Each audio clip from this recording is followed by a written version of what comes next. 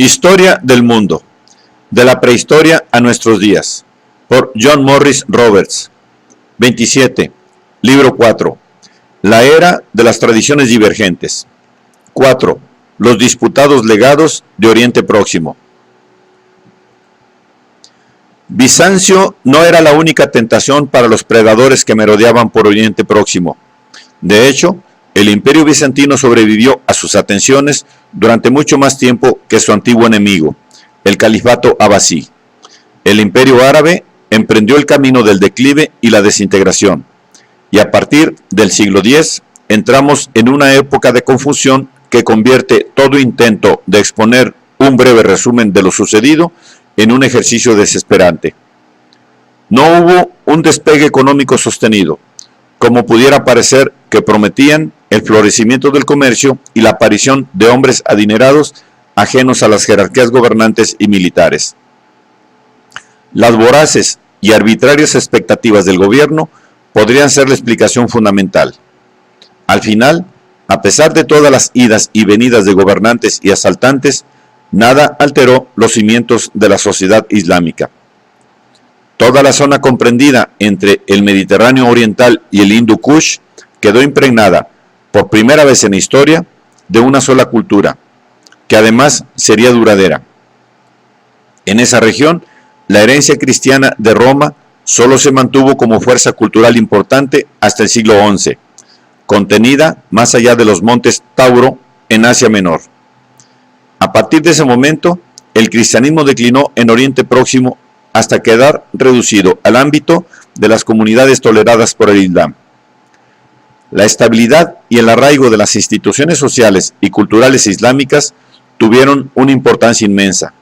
Superaron con creces los puntos débiles, básicamente de orden político y administrativo, de los estados semiautónomos que surgieron para ejercer el poder bajo la supremacía formal del califato en su periodo de decadencia. Sin embargo, no es necesario extenderse ahora en esas comunidades. Por muy interesantes que sean para los arabistas, en estas páginas debemos hacernos eco de su existencia, pero más como puntos de referencia prácticos que por méritos propios. La más importante y fuerte de aquellas entidades era gobernada por la dinastía Fatimí, que controlaba Egipto, la mayor parte de Siria y del Mediterráneo Oriental, y la costa del Mar Rojo. Este territorio incluía los grandes santuarios de la Meca y Medina, y, por consiguiente, el rentable e importante comercio de la peregrinación. En las fronteras de Anatolia y del norte de Siria, otra dinastía, los Hamdaníes, se interponía entre los fatimíes y el Imperio Bizantino, mientras que el núcleo del califato, Irak y el oeste de Irán, junto con Azerbaiyán, era gobernado por los buwayíes. Por último, las provincias nororientales de Jurasán, Sijistán y Transjordania habían pasado a manos de los samaníes. La enumeración de estas cuatro agrupaciones de poder no agota en modo alguno las complejidades del agitado mundo árabe del siglo X, pero proporciona todo el contexto necesario por el momento para narrar el desarrollo del proceso por el cual aparecieron dos nuevos imperios dentro del Islam, uno con base en Anatolia y otro en Persia. El hilo conductor es un pueblo de Asia Central que ya ha hecho su aparición en estas páginas, los turcos. Algunos de ellos habían sido acogidos por los sasánidas en sus últimos años a cambio de ayuda. En esos tiempos, el imperio turco, si puede aplicarse este término a su confederación tribal, se extendía por toda Asia. Fue su primera gran época. Como en el caso de otros pueblos nómadas, su supremacía pronto se reveló efímera. Los turcos debían hacer frente al mismo tiempo a las divisiones intertribales y al surgimiento del poderío chino, y la gran invasión árabe cayó sobre un pueblo dividido y desanimado. En el año 667, los árabes invadieron la Transjordania, y en el siglo siguiente hicieron añicos los restos del imperio turco en Asia Occidental. No fueron detenidos hasta el siglo VIII por los jázaros, otro pueblo turco. Antes de que llegara ese momento, la Confederación Turca Oriental se había desmembrado. A pesar de este desmoronamiento, lo que había sucedido era muy importante. Por vez primera, una especie de comunidad política nómada se había extendido por toda Asia y había perdurado más de un siglo. Las cuatro grandes civilizaciones de la época, China, India, Bizancio y Persia, se habían visto obligadas a entablar relaciones con los janes turcos, cuyos súbditos habían aprendido mucho de estos contactos. Entre otras cosas, habían adquirido el arte de la escritura. La primera inscripción turca que ha llegado hasta nuestros días data de comienzos del siglo VIII. Pero a pesar de este avance, para conocer lo sucedido en largos periodos de la historia turca, debemos recurrir a relatos y documentos de otros pueblos, pues ninguna autoridad turca parece remontarse más allá del siglo XV, y el registro arqueológico es esporádico. Esta ausencia de pruebas documentales, unida a la fragmentación de las tribus turcas, contribuyen a mantener la oscuridad hasta el siglo X. Después tuvo lugar la caída de la dinastía Tang en China, un gran acontecimiento que ofreció importantes oportunidades a los turcos orientales y sinizados, en el preciso momento en que las señales de debilidad se multiplicaban en el mundo islámico. Uno de estos indicios fue la aparición de los estados sucesores de los abasíes. Los esclavos turcos, mamelucos, habían servido durante mucho tiempo en el ejército de los califatos y ahora eran empleados como mercenarios por las dinastías que intentaban llenar su vacío de poder. Pero los pueblos turcos también estaban de nuevo en movimiento en el siglo X. A mediados de ese siglo, una nueva dinastía restableció el poder y la unidad en China. Es posible que este hecho diese el impulso decisivo para otra de las largas operaciones de desplazamiento en virtud de las cuales los pueblos de Asia Central se empujaban unos a otros hacia otras tierras. Cualesquiera que fuese la causa, un pueblo llamado Turco Oghuz se puso a la vanguardia de los que penetraron en los territorios del nordeste del antiguo califato y creó en ellos sus nuevos estados. Uno de estos clanes eran los selyúcidas, notables porque ya eran musulmanes. En el año 960 habían sido convertidos por las asiduas campañas misioneras de los samaníes, cuando todavía estaban en la Transoxiana.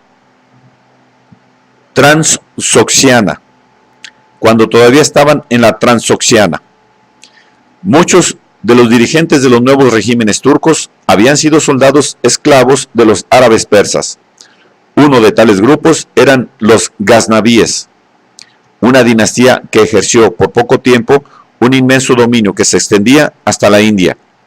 También fue este el primer régimen post-abasí que nombró sultanes o jefes de estado a sus generales. Pero este grupo fue desplazado, a su vez, por la llegada de nuevos invasores nómadas. Los oghúsios llegaron en número suficiente para producir un cambio importante en la composición étnica de Irán y también en su economía. En otro aspecto, su llegada significó también un cambio más profundo que los precedentes e inauguró una nueva fase de la historia islámica. Gracias a la actuación de los samaníes, algunos turcos oghuz eran ya musulmanes y respetaron lo que encontraron. Comenzó entonces la traducción al turco de las principales obras del saber persa y árabe, una labor que facilitó mucho el acceso de los pueblos turcos a la civilización árabe. A comienzos del siglo XI, los selyúcidas también cruzaron el río Oxus. Este hecho condujo a la creación de un segundo imperio turco, cuya vida se prolongó hasta el año 1194 en Anatolia y hasta 1243. Cuya vida se prolongó hasta el año 1194 y en Anatolia hasta 1243. Después de expulsar a los gaznavíes del Irán oriental, los selyúcidas se enfrentaron a los buwayíes y se apoderaron de Irak, convirtiéndose de ese modo en los primeros invasores de Asia Central que penetraban más allá de la meseta iraní en los tiempos históricos. Tal vez porque eran suníes, parece ser que fueron bien recibidos desde el primer momento por muchos de los antiguos súbditos de los buwayíes chiíes. Pero no se quedaron ahí, sino que continuaron para alcanzar nuevas y mayores gestas. Después de ocupar Siria y Palestina, invadieron Asia Menor, donde infligieron a los bizantinos una de las derrotas más rotundas de su historia, en Maniskert, en el año 1071. Es significativo constatar que los selyúcidas dieron el nombre de Sultanato de Rum al sultanato que crearon en la región, pues en lo sucesivo se consideraron a sí mismos herederos de los antiguos territorios romanos. El hecho de que el Islam tuviera una avanzada dentro del antiguo imperio romano hizo estallar el fervor cruzado en Occidente y abrió Asia Menor a la colonización de los turcos. Así pues, los selyúcidas desempeñaron un papel histórico sobresaliente en muchos sentidos. No solo comenzaron la conversión de Asia Menor del cristianismo al Islam, sino que provocaron las cruzadas, y durante mucho tiempo también fueron los principales encargados de resistir. Esto les costó muy caro en otros frentes. A mediados del siglo XII, el poderío selyúcida menguaba ya en los territorios iraníes.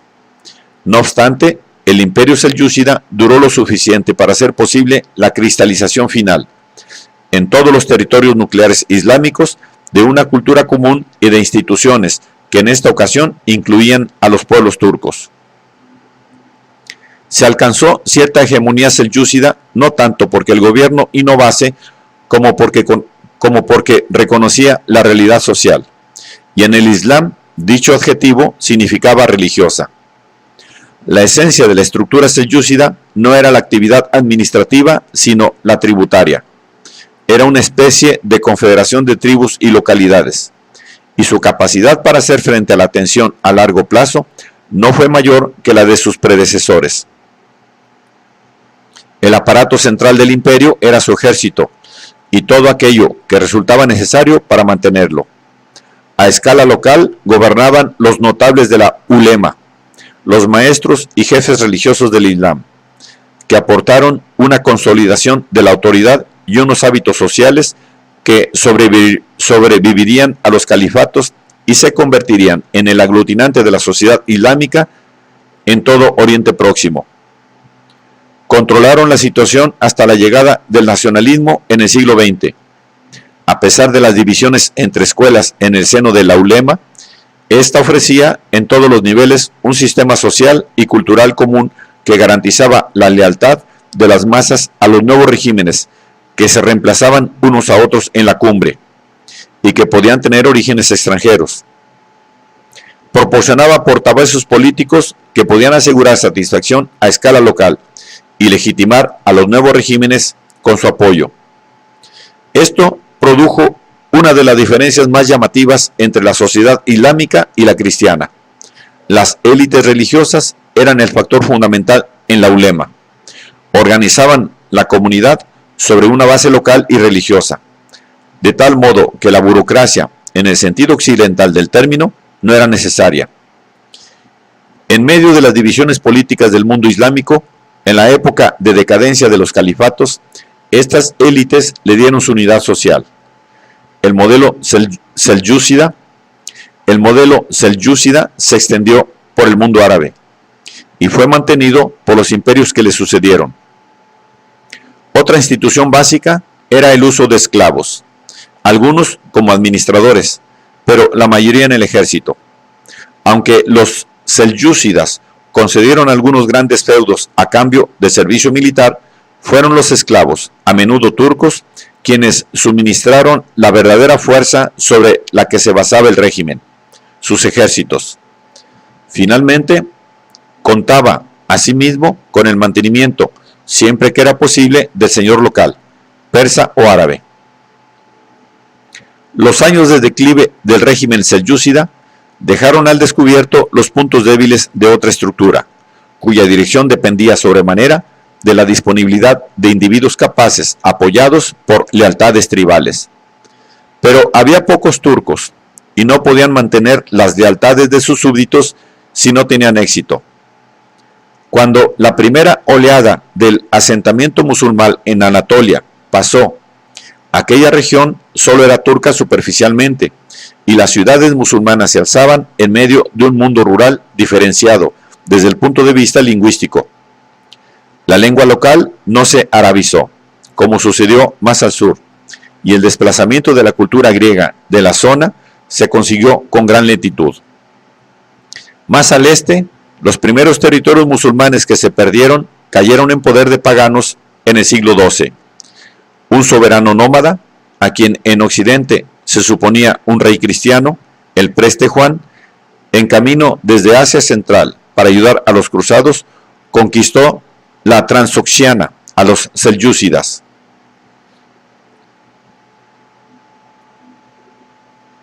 El movimiento de las cruzadas fue en parte una respuesta al establecimiento del poder selyúcida.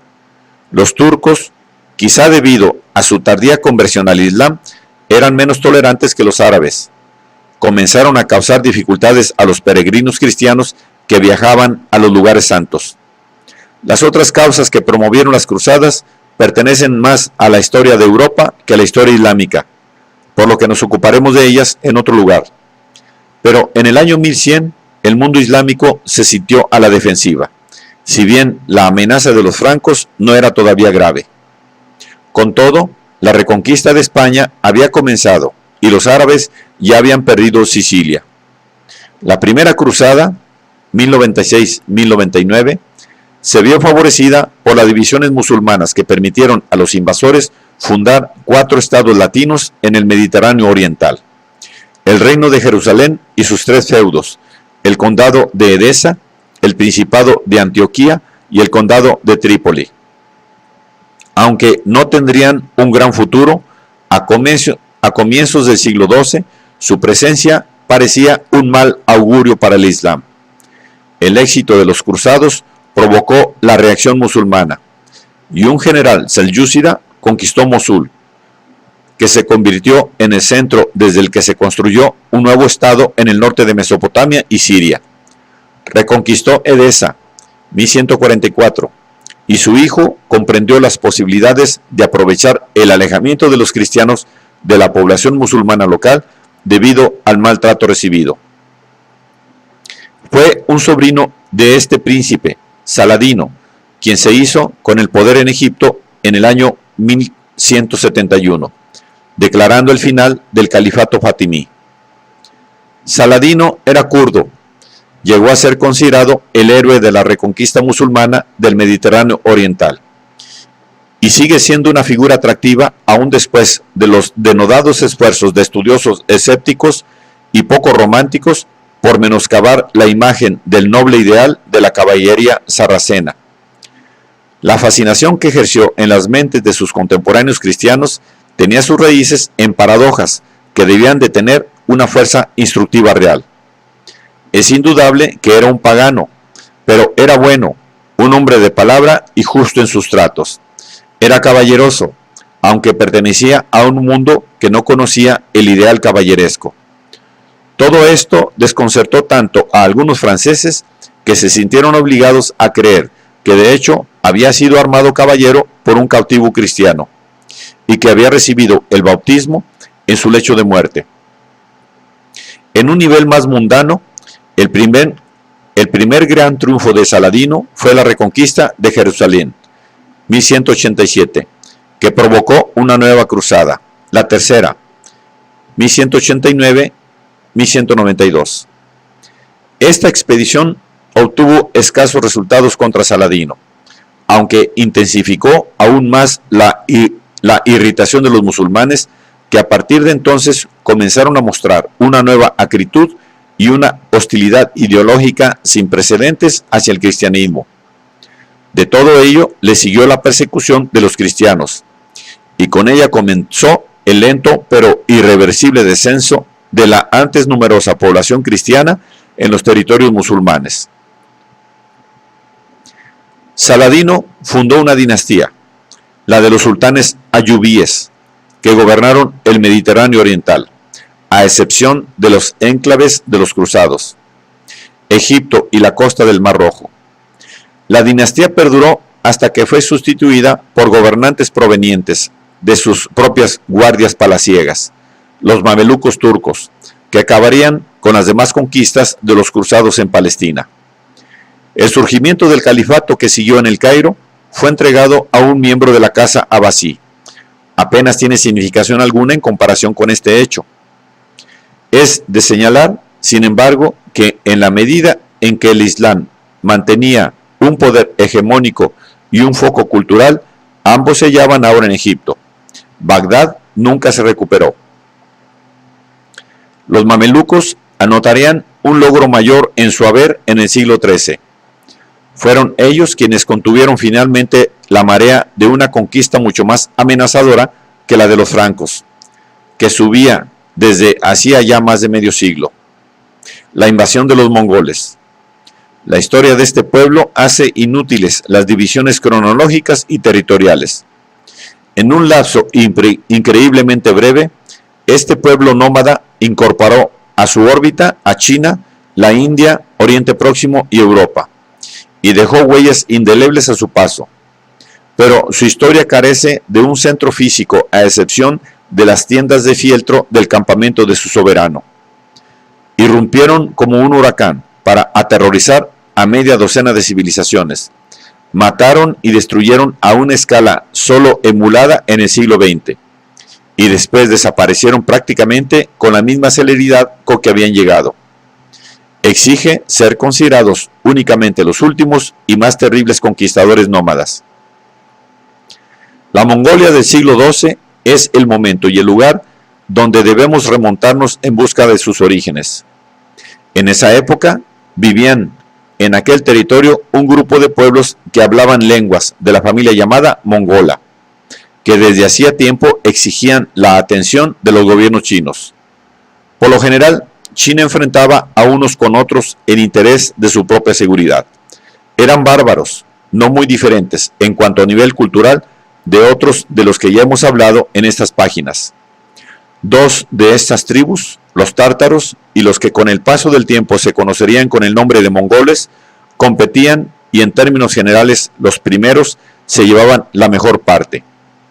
Los tártaros impulsaron a un joven mongol a mostrar un encono y una autoafirmación extremos.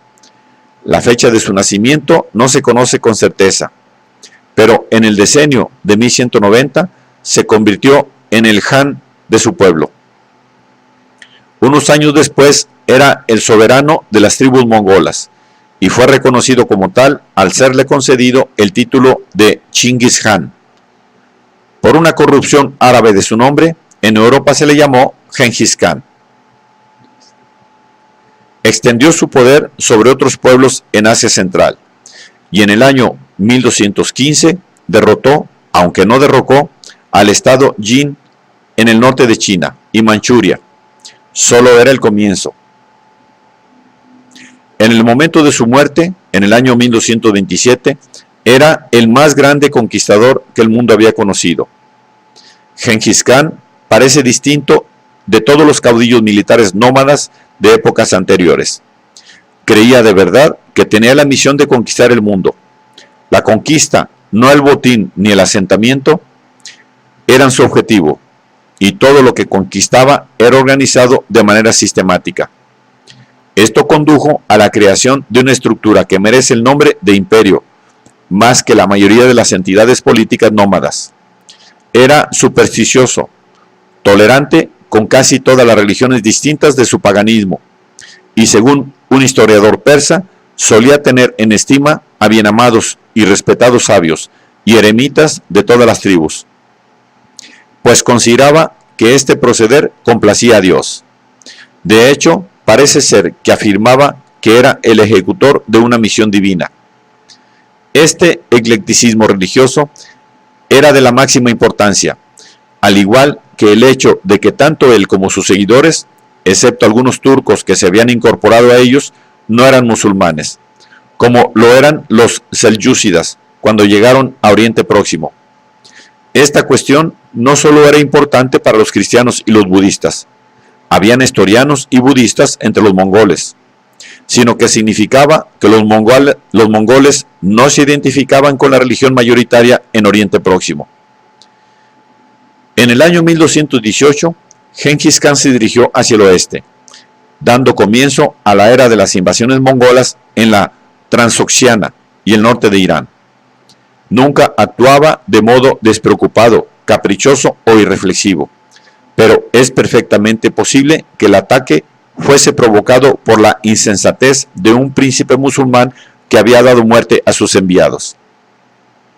Desde allí, Genghis Khan avanzó en una incursión devastadora hasta Persia, giró después hacia el norte a través del Cáucaso y llegó al sur de Rusia, y regresó una vez realizado un periplo completo en torno al mar Caspio.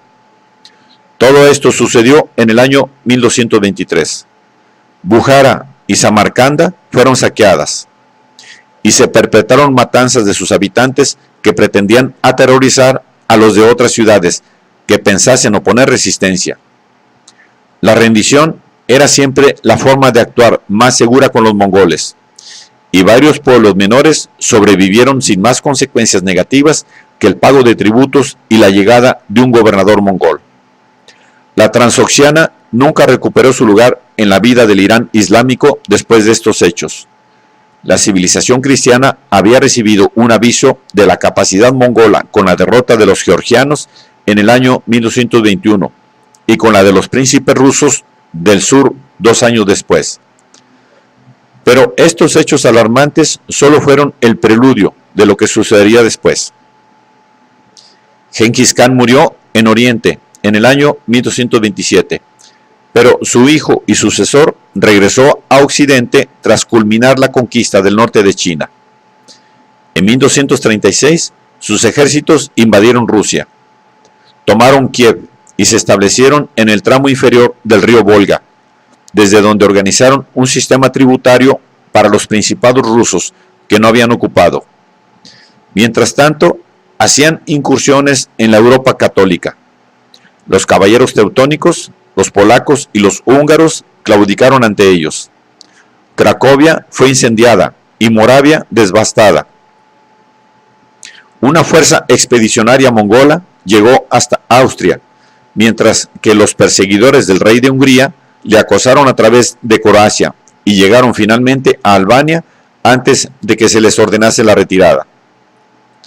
Los mongoles abandonaron Europa a causa de las disensiones surgidas entre sus dirigentes y al llegar la noticia de la muerte del Han.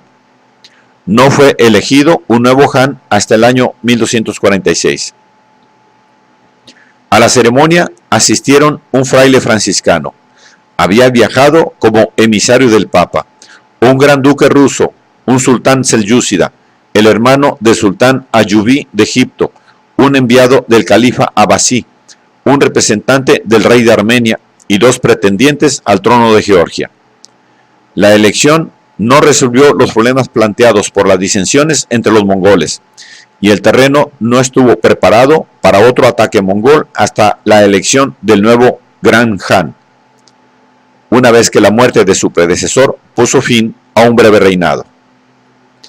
En esta ocasión, la fuerza de la agresión mongola cayó casi en exclusiva sobre el Islam, hecho que provocó un optimismo injustificado entre los cristianos, que percibían también el auge de la influencia nestoriana en la corte mongola.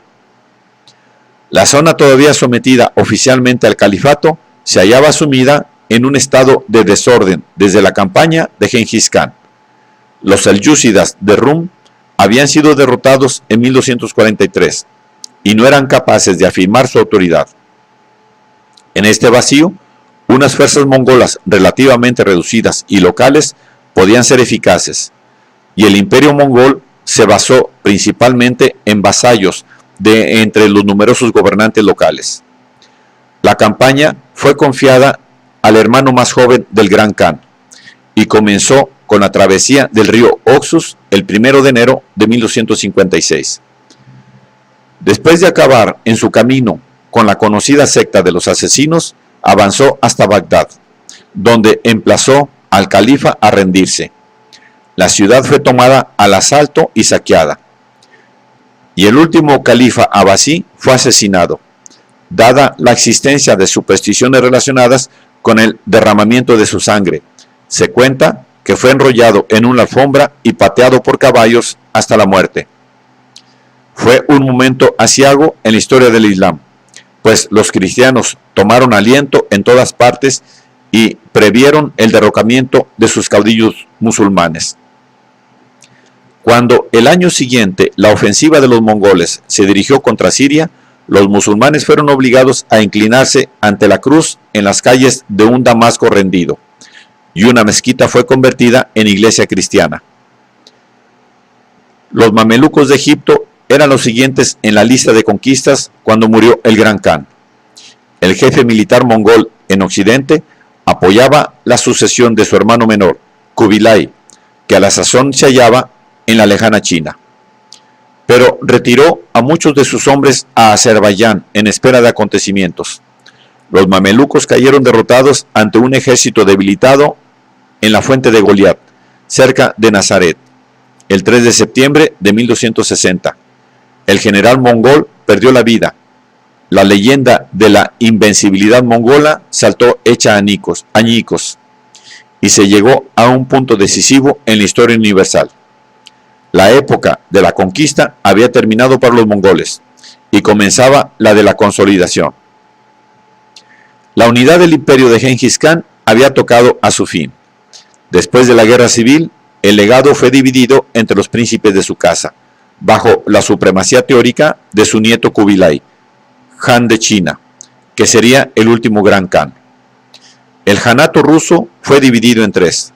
El de la Horda de Oro se extendía desde el Danubio hasta el Cáucaso, y al este se hallaba el Janato Sheibani, en el norte, que tomó su nombre de su primer Han, y el de la Horda Blanca en el sur.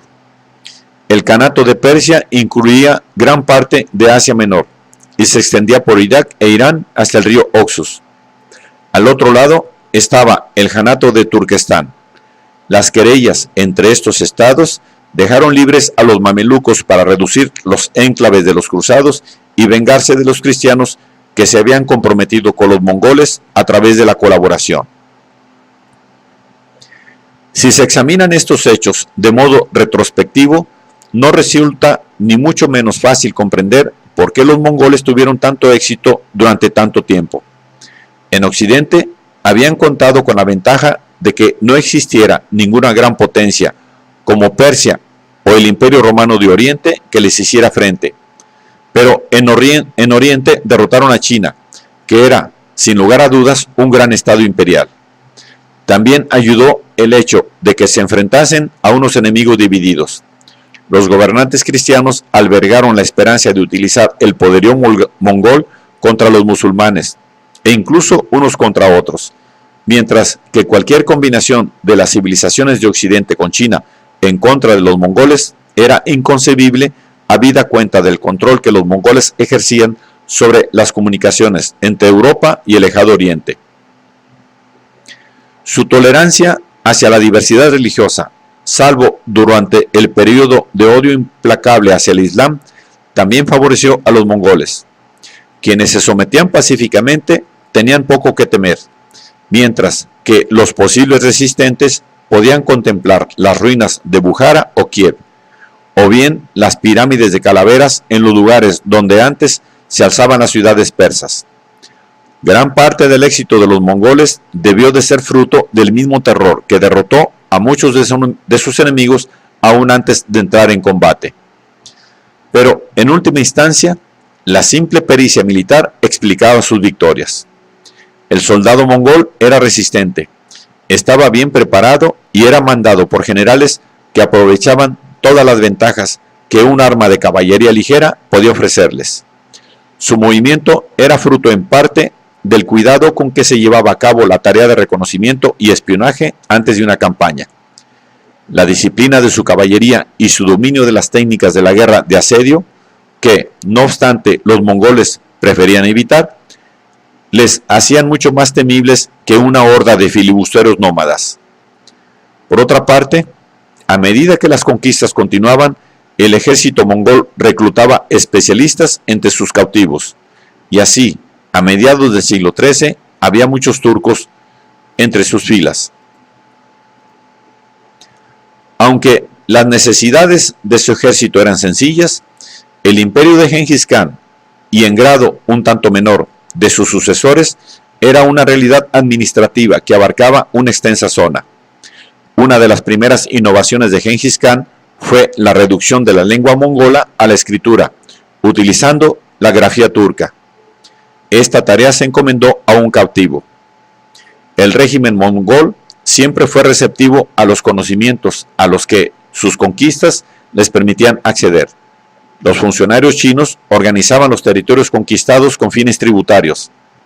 El mecanismo chino del papel moneda provocó un catastrófico hundimiento del comercio cuando fue introducido por los mongoles en la economía persa en el siglo XIII. Pero no por este fracaso resulta menos asombroso el ejemplo de la utilización de técnicas ajenas. En un imperio tan extenso, las comunicaciones eran fundamentales para el poder. Una red de postas a lo largo de los principales caminos atendía el rápido movimiento de mensajeros y agentes. Los caminos también favorecían el comercio, y a pesar de su crueldad con las ciudades que les oponían resistencia, los mongoles solían fomentar la reconstrucción y la reactivación del comercio, del que intentaban obtener ingresos mediante la fijación de impuestos. Asia conoció una especie de pax mongólica. Las caravanas eran protegidas de los bandidos nómadas mediante la vigilancia de los mongoles, y los cazadores furtivos se transformaron en guardabosques. Al ser los nómadas más poderosos, no iban a permitir que otros nómadas les quitasen la caza. El comercio por vía terrestre entre China y Europa era tan fácil en la época mongola como en cualquier otra. Marco Polo es el más célebre de los viajeros europeos que llegaron hasta el lejano oriente en el siglo XIII. En la época de sus viajes, los mongoles habían conquistado China, pero antes de que él naciera, su padre y su tío habían emprendido viajes por Asia que se prolongarían durante varios años. Ambos eran mercaderes venecianos y tuvieron suficiente éxito para ponerse en camino de nuevo prácticamente en cuanto regresaron, llevándose con ellos al joven Marco.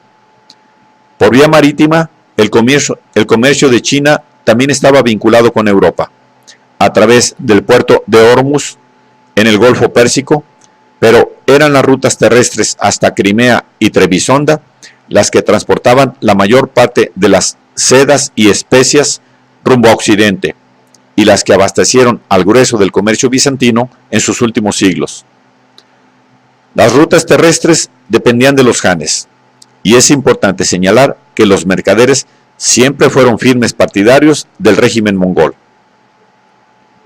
Los janes eran los representantes en la tierra del único dios en los cielos, Tengri, cuya supremacía debía reconocerse, aunque esto no significaba que no se tolerase la práctica de otras religiones. Con todo, ello significaba indudablemente que la diplomacia en el sentido occidental era inconcebible. Al igual que los emperadores chinos a quienes sustituirían, los janes se consideraban defensores de una monarquía universal. Quienes se acercasen a ella habían de llegar como suplicantes. Los embajadores eran portadores de los tributos, no representantes de potencias de la misma categoría. Cuando en 1246 emisarios enviados desde Roma transmitieron las protestas del papado por el trato que los mongoles infligían a la Europa cristiana y la recomendación de que se bautizasen, la respuesta del nuevo Gran Khan fue categórica: si no observáis la autoridad de Dios y si ignoráis mi autoridad, os reconoceré como enemigos. Asimismo, os haré comprender. En cuanto al bautismo, el Papa recibió el mensaje de que acudiese él en persona a servir al Khan. No fue un mensaje aislado, pues otro Papa recibió la misma respuesta del gobernador mongol de Persia un año después: si deseáis conservar vuestra tierra, debéis venir a nosotros en persona, y desde aquí acudir a quien es el Señor de la tierra. Si no lo hacéis, no sabemos qué sucederá, solo Dios lo sabe. Las influencias culturales que afectaron a los gobernantes mongoles y su círculo no fueron solo las chinas. Hay muchos datos que atestiguan la importancia del cristianismo nestoriano en la corte mongola, hecho que alentó las esperanzas europeas de un acercamiento a los hanes.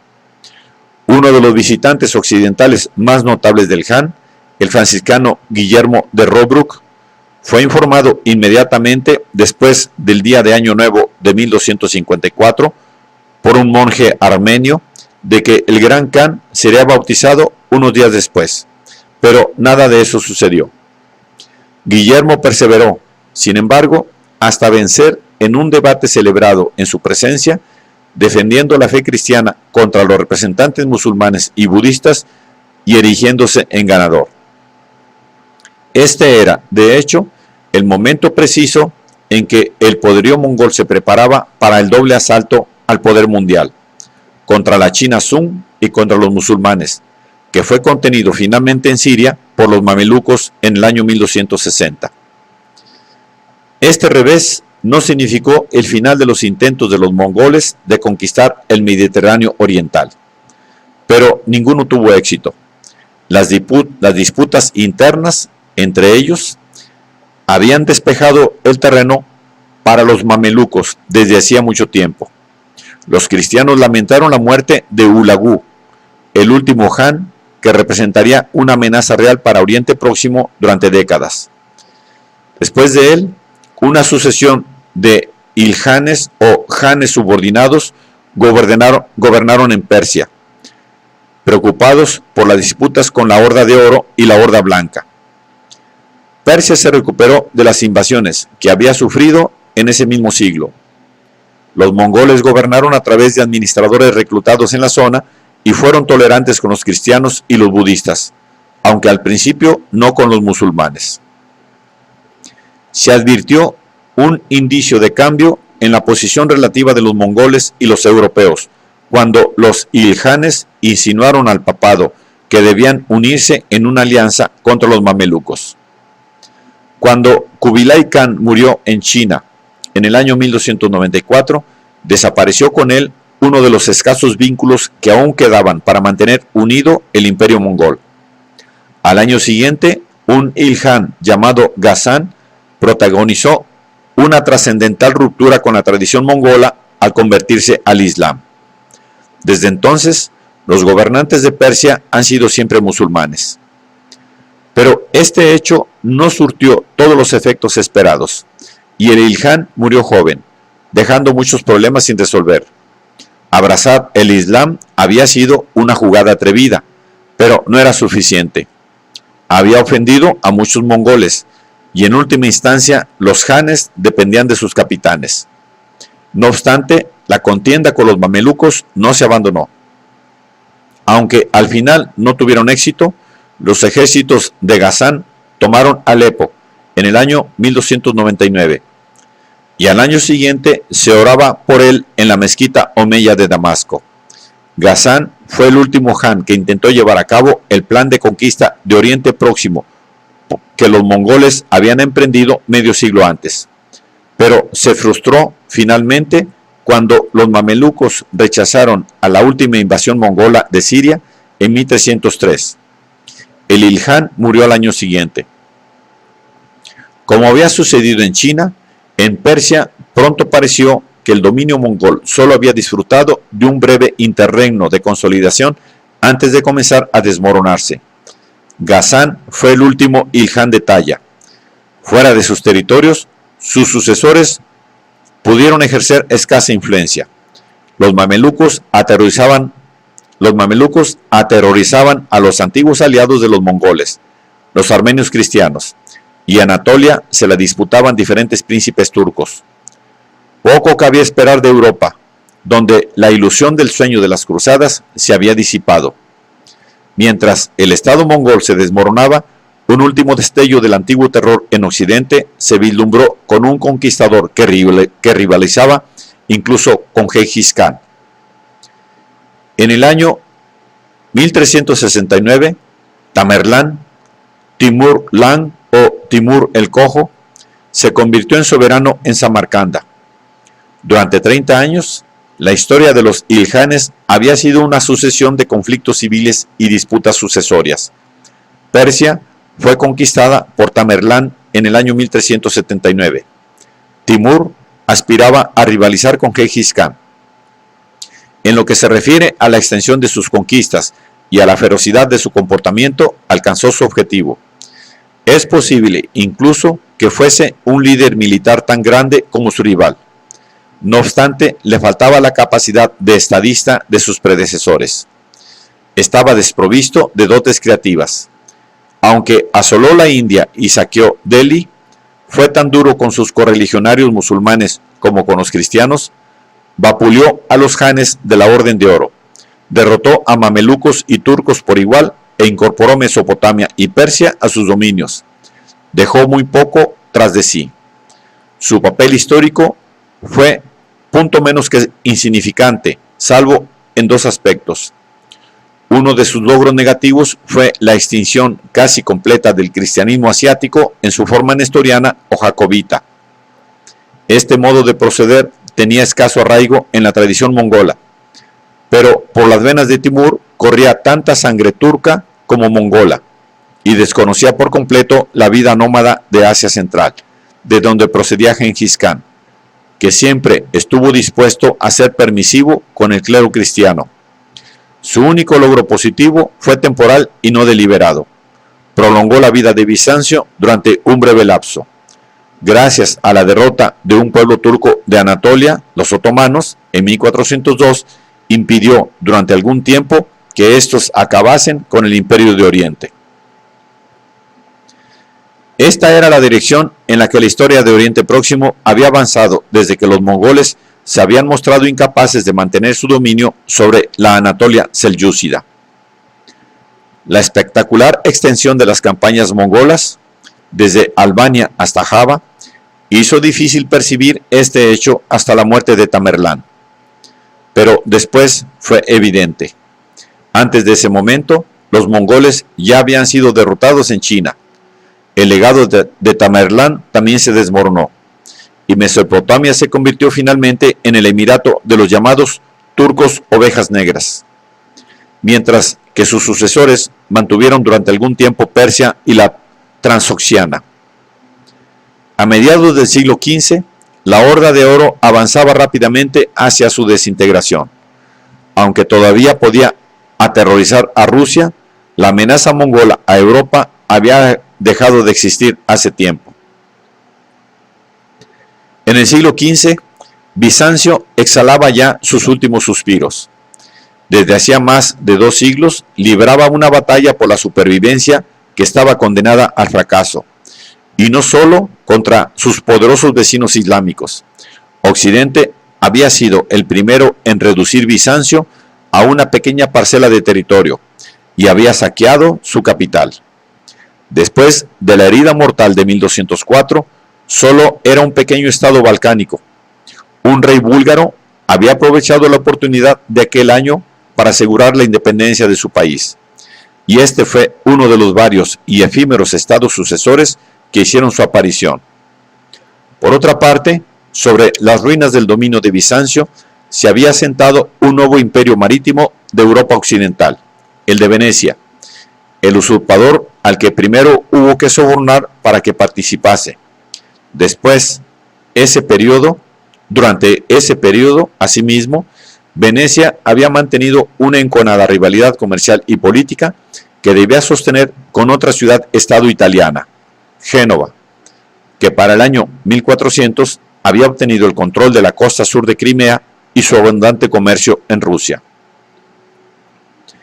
En el año 1261, los bizantinos recuperaron la posesión de su capital de manos de los francos. Para ello, contaron con la ayuda de una potencia turca asentada en Anatolia, los osmanlíes. 2 factores podrían beneficiar todavía al imperio. La fase crucial de la agresión mongola había pasado, aunque es posible que esto no se supiera, pues los ataques mongoles continuaban abatiéndose sobre los pueblos que se interponían entre Bizancio y los asaltantes. Y en Rusia existía una gran potencia ortodoxa que podía ser una fuente de ayuda y dinero. Pero también había nuevas amenazas que pesaban más que los factores positivos. La recuperación bizantina en Europa a finales del siglo XIII no tardó en ser cuestionada por un príncipe serbio con aspiraciones a hacerse con el imperio. Murió antes de que pudiera conquistar Constantinopla, pero dejó al imperio bizantino con poco más que los territorios que circundaban la capital y un fragmento en Tracia. Contra los serbios, el imperio recurrió una vez más a la ayuda de los osmanlíes, asentados ya con firmeza en las costas asiáticas del Bósforo. Los turcos establecieron una avanzada en Europa, en Galípoli, en el año 1333. Lo mejor que los últimos 11 emperadores, los paleólogos, pudieron hacer en estas circunstancias fue cubrir la retirada. Perdieron lo que les quedaba de Asia Menor a manos de los osmanlíes en 1326, y allí era donde se encontraba el mayor peligro. En la parte oriental del Mar Negro tenían un aliado en el imperio griego de Trebisonda, un gran estado comercial que sobreviviría por escaso margen a Bizancio, pero de Europa poco podían esperar. Las ambiciones de los venecianos y los genoveses, quienes ya dominaban incluso el comercio de la propia capital y del rey de Nápoles, apenas daban respiro a Bizancio. Un emperador aceptó desesperadamente la primacía papal y la reunificación con la Iglesia romana. Pero esta política apenas surtió otro efecto que ganarse la enemistad del clero, y su sucesor la abandonó. La religión seguía dividiendo a la cristiandad. A medida que transcurría el siglo XIV, los bizantinos tenían una sensación cada vez más profunda de aislamiento. Se sentían abandonados a los infieles. El intento de utilizar mercenarios occidentales procedentes de Cataluña solo condujo a que estos atacasen la propia Constantinopla y fundasen otro estado segregado, el Ducado Catalán de Atenas, en el año 1311. Las victorias ocasionales, cuando una isla o una provincia eran recuperadas, no compensaban la tendencia general de estos acontecimientos, ni tampoco el efecto debilitador de las guerras civiles ocasionales en el seno del imperio. Fieles a sus tradiciones, incluso en esta situación extrema, los griegos lograron infundir a algunas de estas luchas una dimensión teológica. Y para colmo de males, la peste de 1347 acabó con un tercio de la población del imperio. En 1400, cuando el emperador viajó a las cortes de Europa Occidental para recabar ayuda, lo único que consiguió fue un poco de dinero. Solo gobernaba Constantinopla, Tesalónica y Morea. Es importante señalar que en Occidente muchos le llamaban por entonces emperador de los griegos, olvidando que seguía siendo el emperador titular de los romanos. Los turcos rodeaban la capital por todas partes y ya habían dirigido su primer ataque contra ella. En 1422 tuvo lugar un segundo ataque. Juan VIII efectuó un último intento de superar el obstáculo más importante para la cooperación con Occidente. En 1439 asistió al concilio ecuménico celebrado en Florencia, donde aceptó la primacía papal y la unión con Europa. La cristiandad occidental recibió la noticia con júbilo. Las campanas repicaron en las parroquias, pero el Oriente ortodoxo frunció el ceño. La fórmula del concilio chocaba directamente con su tradición. Era demasiado lo que se interponía: la autoridad papal, la igualdad de los obispos, el ritual y la doctrina. El clero griego más influyente se había negado a asistir al concilio. Los numerosos eclesiásticos que viajaron a Florencia firmaron la fórmula de la unidad, excepto uno. Significativamente fue canonizado más tarde, pero muchos de ellos se retractaron al regresar a Bizancio. Es mejor ver en la ciudad el poder del turbante turco que el de la tiara latina, dijo un dignatario bizantino. La sumisión al Papa era un acto de apostasía para la mayoría de los griegos, ya que suponía negar la Iglesia verdadera, cuya tradición había sido conservada por la ortodoxia. En Constantinopla se dio la espalda a los sacerdotes que habían aceptado el concilio. Los emperadores cumplieron el acuerdo, pero transcurrieron 13 años hasta que se atrevieron a proclamar la unión públicamente en Constantinopla. El único beneficio de la sumisión fue el apoyo del Papa a una última cruzada, que terminó en desastre en 1441. Al final, Occidente y Oriente no pudieron hacer causa común. El infiel todavía solo atacaba las defensas más exteriores de Occidente. Francia y Alemania estaban absortas en sus propios asuntos, y Génova y Venecia consideraban que tanto la conciliación con los turcos como la oposición a ellos podían reportarles beneficios. Incluso los rusos, hostigados por los tártaros, poco podían hacer por ayudar a Bizancio, al haber sido cortado el contacto directo con el imperio. La ciudad imperial, y poco más, quedó sola y dividida en su interior para enfrentarse al asalto definitivo de los otomanos. ¿Quiénes eran los osmanlíes, o como se les llamó en Europa, los otomanos? Eran uno de los pueblos turcos surgidos del desmoronamiento del sultanato de Rum.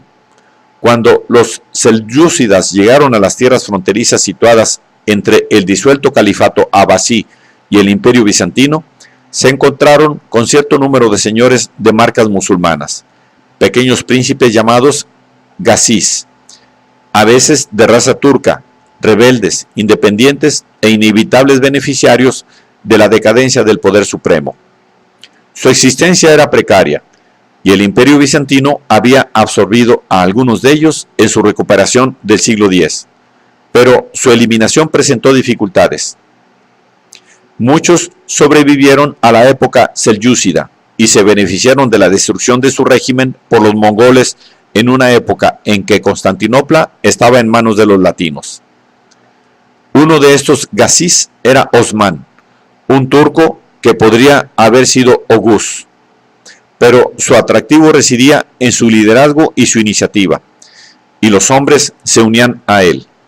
Sus cualidades se demuestran en la transformación de la palabra gazí, que llegaría a significar guerrero de la fe. Sus seguidores, fanáticos hombres de la frontera, parece que se distinguían por cierto elan espiritual. Algunos de ellos estaban influidos por una tradición mística concreta dentro del Islam, aunque también desarrollaron instituciones propias sumamente características. Tenían una organización militar semejante, en cierto modo, a la de los gremios de mercaderes o las órdenes religiosas medievales, y se ha señalado que Occidente aprendió de los otomanos en esas cuestiones. Su situación, en una curiosa zona fronteriza de culturas, mitad cristiana, mitad islámica, también debía de ser molesta. Cualquiera que fuese su último origen, o su origen último, su asombroso historial de conquistas rivaliza con el de los árabes y los mongoles. Al final, reunirían bajo un solo soberano las posesiones del antiguo Imperio Romano de Oriente y otros territorios. El primer otomano que tomó el título de sultán gobernó a comienzos del siglo XIV y fue Orhan, hijo de Osman. Durante su mandato comenzó la colonización de las tierras conquistadas que finalmente serán la base del poderío militar otomano. Al igual que su fundación de los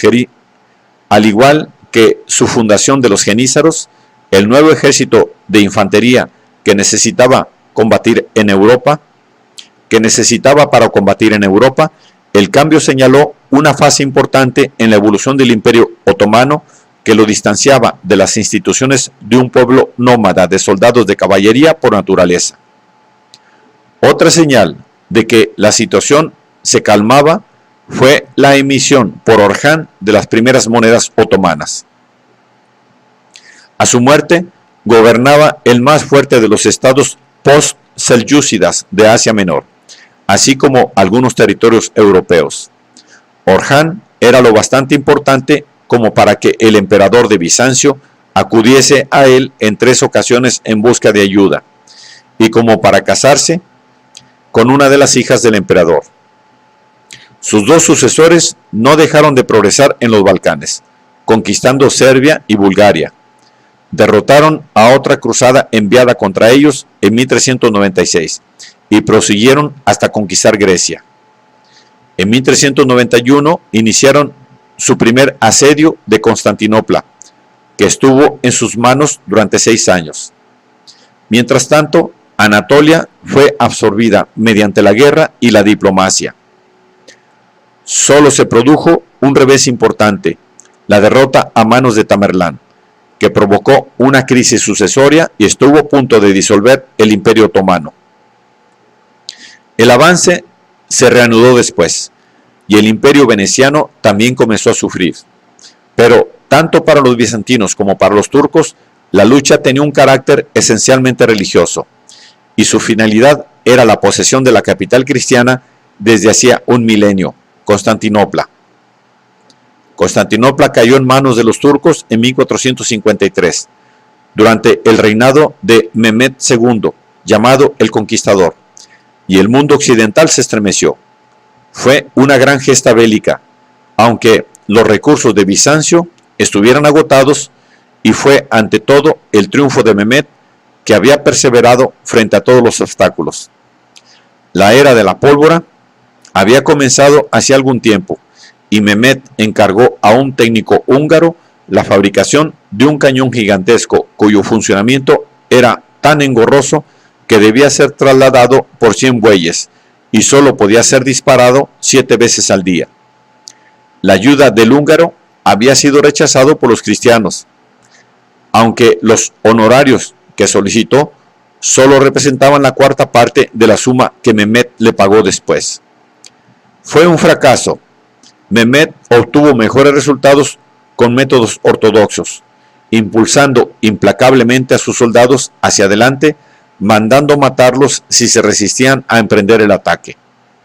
Finalmente, ordenó situar 70 embarcaciones detrás de la escuadra imperial que custodiaba el Cuerno de Oro. El último ataque comenzó a principios de abril de 1453.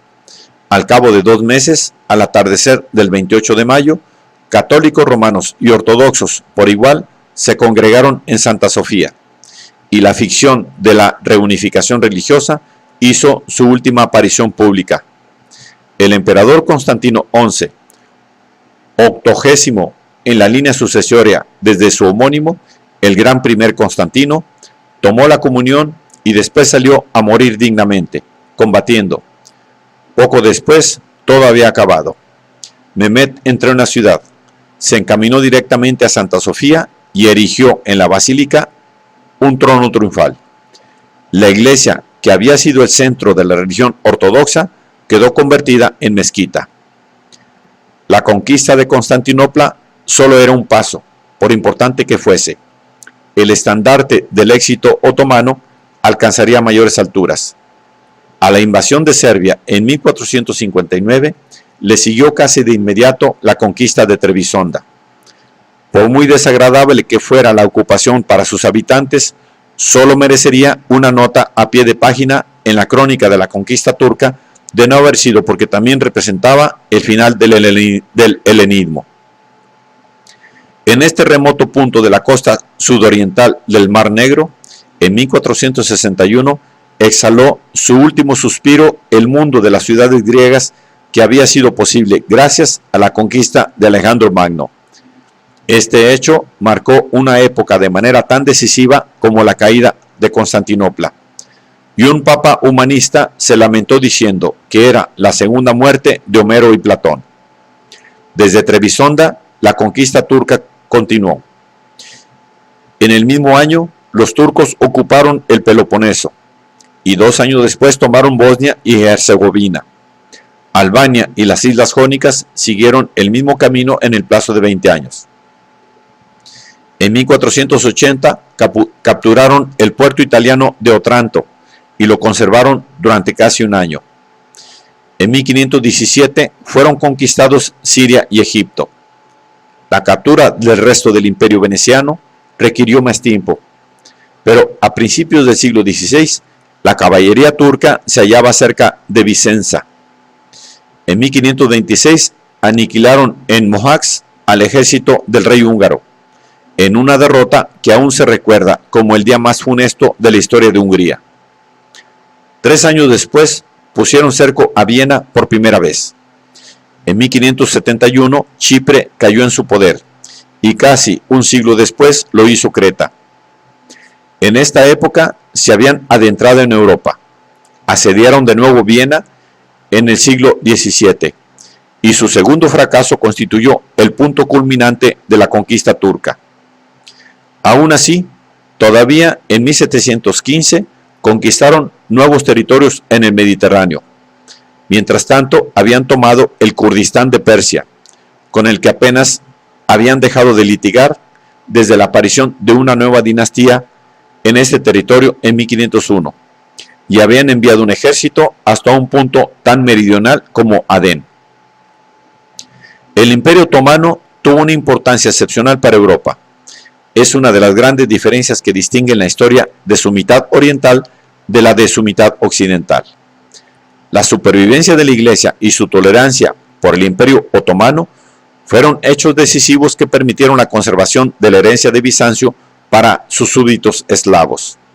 De hecho, se puso fin a toda amenaza contra la supremacía del patriarca de Constantinopla, ya procediera de los católicos o de las iglesias ortodoxas nacionales de los Balcanes.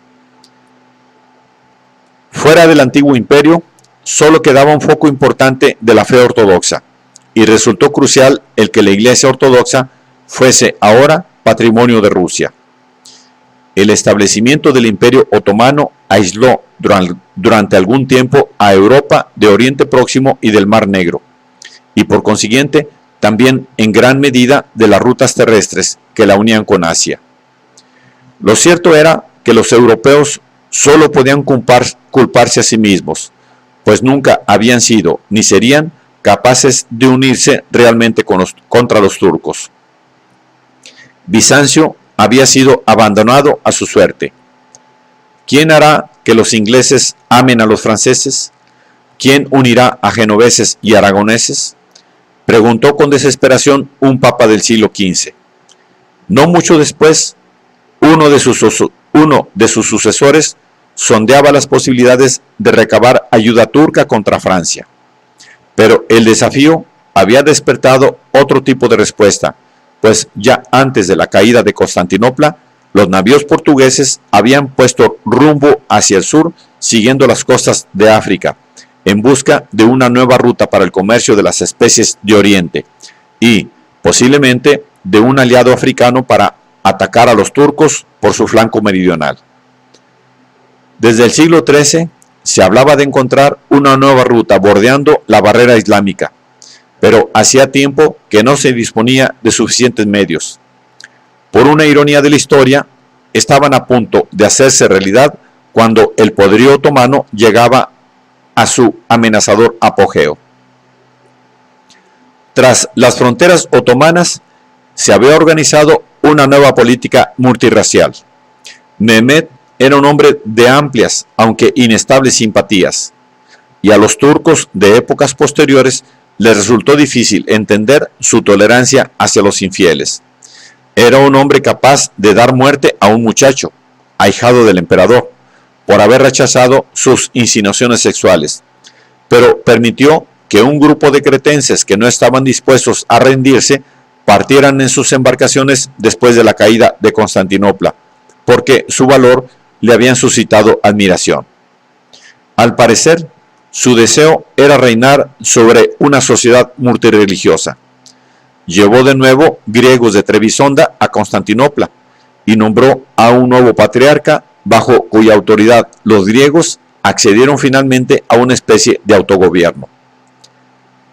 La actitud de los turcos hacia los judíos y los cristianos fue, con todo, más benevolente que la de los cristianos españoles hacia los judíos y los musulmanes.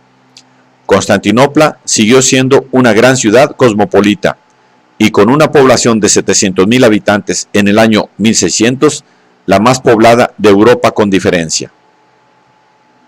Así pues, los otomanos reconstruyeron una gran potencia en el Mediterráneo oriental, mientras restablecían algo parecido al Imperio Bizantino.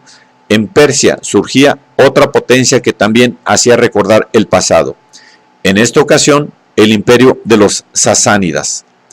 Entre 1501 y 1736, Persia fue gobernada por la dinastía safávida. Al igual que sus predecesores, los safávidas no eran persas. Desde la época de los sasánidas, los conquistadores se habían sucedido. Mientras tanto, las continuidades de la historia persa venían determinadas por la cultura y la religión. Persia estaba definida por la geografía, por su lengua y por el Islam, no por el mantenimiento de dinastías nacionales. Los safávidas eran de origen turco, gazís como los osmanlíes, y al igual que estos, lograron distanciar a los posibles rivales. El primer gran soberano que dieron a Persia fue Ismail, descendiente del soberano tribal que en el siglo XIV había dado su nombre a la dinastía. Al principio, Ismail era solo el jefe más triunfante de un grupo de tribus turcas enfrentadas, bastante parecidas a las de territorios más occidentales, que aprovechaban oportunidades semejantes. La herencia de Tamerlán se estaba disolviendo desde mediados del siglo XV. Ismail derrotó en 1501 al pueblo conocido por el nombre de turcos ovejas blancas.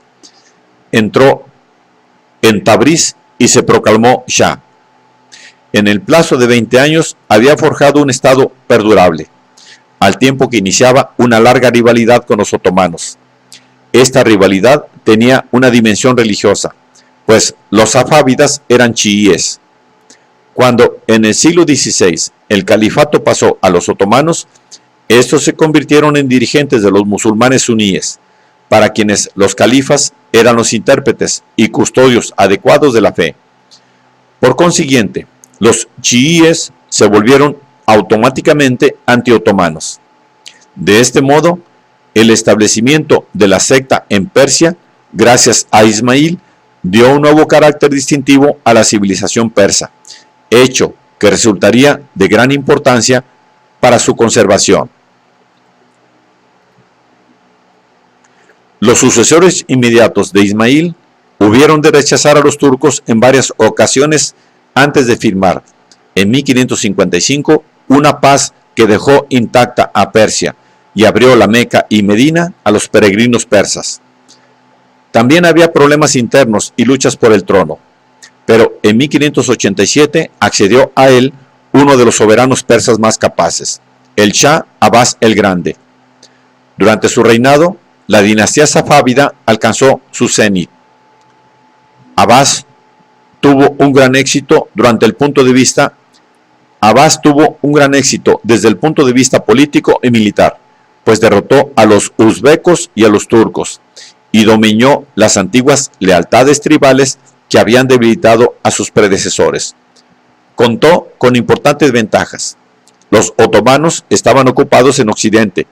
El potencial de Rusia se hallaba anulado por los problemas internos, y la India de los mongoles había pasado ya su mejor momento. Fue lo bastante inteligente para comprender que Europa podía ser una aliada contra los turcos, pero una coyuntura favorable de las fuerzas internacionales no condujo a planes para conquistar el mundo. Los safávidas no siguieron el ejemplo de los sasánidas. Nunca emprendieron la ofensiva contra Turquía, salvo para recuperar territorios perdidos con anterioridad, ni se dirigieron hacia el norte a través del Cáucaso hasta Rusia, como tampoco fueron más allá de Transoxiana. La cultura persa disfrutó de un florecimiento espectacular durante el reinado del Shah Abbas, que construyó una nueva capital en Isfahán, cuya belleza y lujo asombraban a los visitantes europeos. La literatura floreció. La única nota siniestra fue de índole religiosa. El Shah insistió en abandonar la tolerancia religiosa que había caracterizado hasta entonces al régimen safávida e impuso la conversión a las ideas chiíes.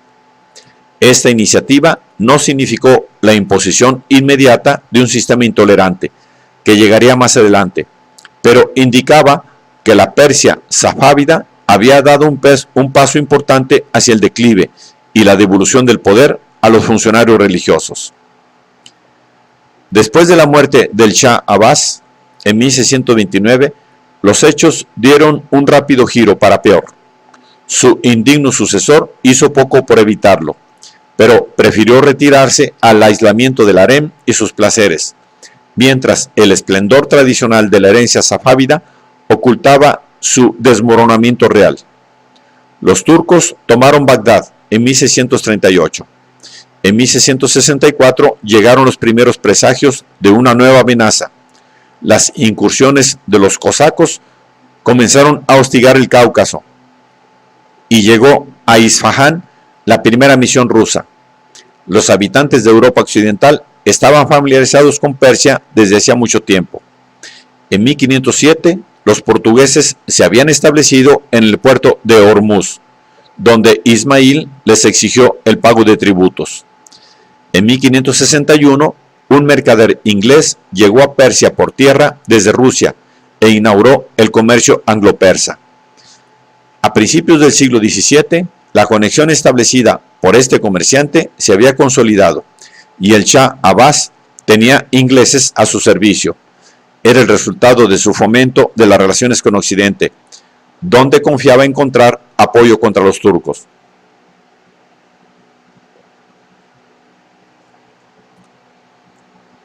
La creciente presencia inglesa no fue bien recibida por los portugueses. Cuando la Compañía de las Indias Orientales inauguró sus actividades, atacaron a sus agentes, aunque en vano. Poco después, los ingleses y los persas unieron sus fuerzas para expulsar a los portugueses de Hormuz. En esta época, otros países europeos también comenzaban a estar interesados.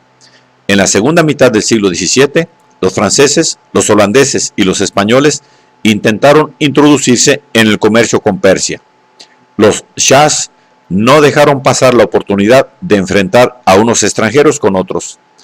A comienzos del siglo XVIII, Persia quedó súbitamente expuesta a una doble invasión. Los afganos se rebelaron y establecieron un estado suní independiente. El antagonismo religioso había contribuido en gran medida a avivar su sedición. Los afganos estuvieron en guerra con el último Shah safávida de 1719 a 1722, año en que éste abdicó y un afgano, Mahmud, accedió al trono, poniendo fin al régimen suní en Persia. Sin embargo, el relato debe ir un poco más lejos, pues los rusos observaban con interés la evolución del declive safávida. El soberano ruso había enviado embajadas a Isfahán en 1508 y 1718. Después, en 1723, con el pretexto de intervenir en la sucesión, los rusos se apoderaron de Darbent y Bakú y obtuvieron de los derrotados chiíes la promesa de mucho más. Los turcos decidieron no quedarse al margen y después de capturar Tiflis en 1724, acordaron con los rusos el desmembramiento de Persia. Lo que había sido un gran estado parecía terminar en una pesadilla. En Isfahán se perpetró una matanza de posibles simpatizantes safávidas por orden de un shah que ya había enloquecido. No tardó mucho tiempo en producirse una última recuperación persa gracias al último gran conquistador asiático, Nadir Kali. No obstante, aunque éste restableció el imperio persa, los días en que la meseta iraní era la base de una potencia que podía condicionar los acontecimientos que tenían lugar mucho más allá de sus fronteras, había terminado hasta el siglo XX. Y entonces la fuerza de Irán no vendría determinada por sus ejércitos.